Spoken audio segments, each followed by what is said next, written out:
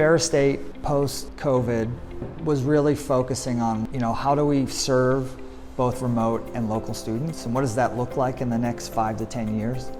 This building is really created to address those concerns and to create this new model going forward. We were engaged in the project as a technology expert for a building called the Center for Virtual Learning. So the goal of this building really is to provide a collaborative environment locally and to give that same learning experience to anybody that's virtual. That in part will grow their student body, give them more opportunities for a bigger enrollment. Ferris's goal is a center for virtual learning, not remote learning, and I think that's an important distinction. One of our goals in designing the classrooms was that the virtual learners had the same experience as local learners. From collaboration to group discussions, content sharing, and so we wanted to create this equal learning environment. That's the real goal and power of a virtual experience versus just a remote experience.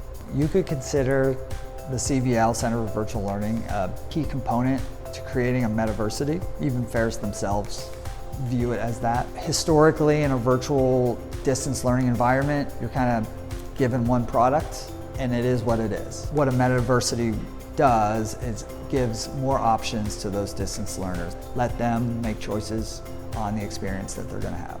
And that experience is a more immersive environment. The ISI program at Ferris, which is the Information Security and Intelligence program, is a leader in the state and really across the country for what they do in research, in ethical hacking, in program development, software development.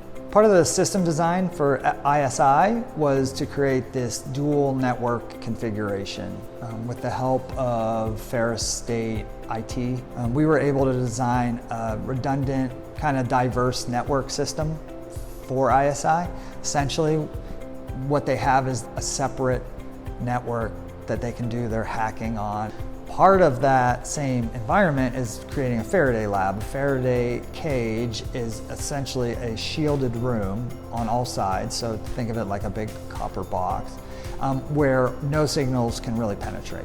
The challenge with a Faraday lab is you need to get cables and fiber into the lab to set up these networks, but you can't make holes in it. So our team of designers worked with the architect and Faraday lab designers to come up with waveguides that allow the network cables to pass through without creating a leak in the RF signal.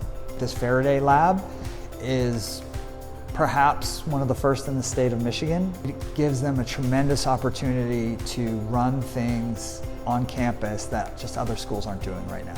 In school digital media, it includes programming, game design, video editing, video production. Some of the spaces that are in the building for them include an AR/VR lab, audio studios with an audio control booth, a green screen studio for video and audio production, and editing suites. School of Education has classrooms in the Center for Virtual Learning as well.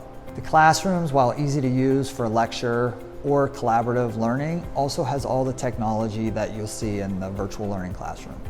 There's immersive learning technologies, lecture capture, web conferencing. It's also giving the faculty the opportunity to teach the students how to teach in that immersive experience. Having these technologies is important for these students because these are the types of classrooms they're going to be teaching in.